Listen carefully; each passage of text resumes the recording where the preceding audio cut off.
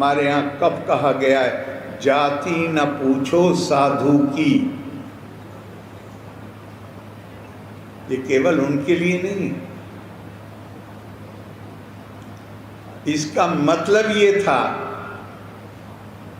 साधु केवल उनको नहीं कहते जो गेरवा वस्त्र पहनते हैं। गेरवा तो हमारा, बहुत सारी भ्रांतियाँ फैला दी गई। भारत का झंडा है, तिरंगा है, गेरवा रंग हिंदुओं का है, सफ़ेद रंग, हरा रंग मुसलमानों का है, सफ़ेद रंग बाकी सब कम्युनिटीज़ का। ये सब भ्रांतियाँ,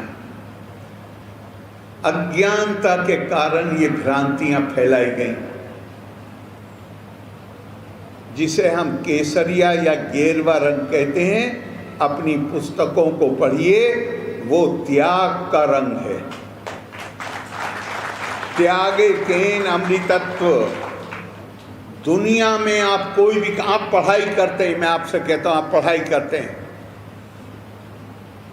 जिस समय और लोग सो रहे होते हैं, आप अपनी नींद का त्याग करके माँ सरस्वती की उपासना करते हैं।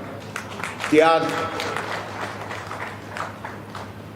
हमारा सिपाही जो देश की सीमाओं पर रक्षा कर रहा है, जिसके कारण हम रात को सो पाते हैं,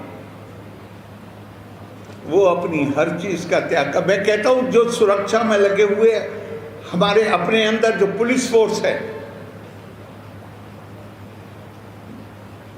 सही गलत हर पेशे में हो सकते हैं, लेकिन बात उनकी होती है जो बड़ी तादाद होती है, वो भी त्याग करते हैं।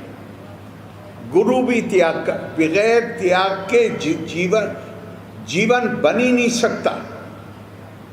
मानवीय जीवन, सभ्यता का जीवन, सभ्यता का जीवन कैसे जिया जाता है? बाकी सब, चाहे नृत्य हो, चाहे संगीत हो, चाहे वाद्य हो, जो कुछ भी हो, वाक कला हो, जितनी अच्छा व्यंजन हो, ये सब तो उसके डिटेल्स हैं। जिस दिन इंसान अपने स्वार्थ का त्याग करके परमार्थ को स्वीकार कर लेता है, वो सभ्य हो जाता है। मैंने एक रेखा खींच ली, और ध्यान रखिएगा हमेशा, महत्वाकांक्षा बुरी चीज नहीं है, बहुत अच्छी चीज है, मानवीय गुण है। लेकिन अगर महत्वाकांक्षा किसी आदर्श चरित्र से प्रेरित नहीं है,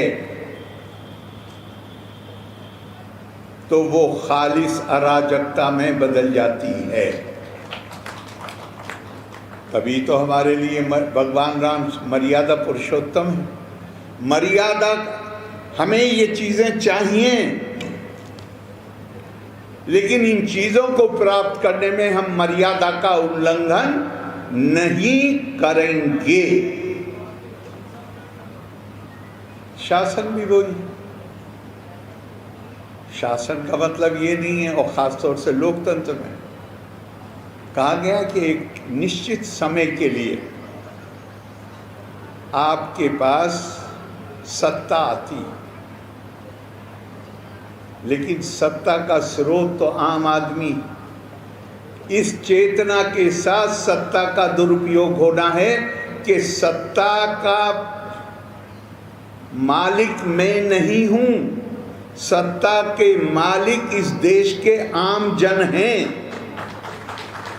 ये केवल उन्होंने मुझे 5 वर्ष के लिए अधिकार दिया है कि उनकी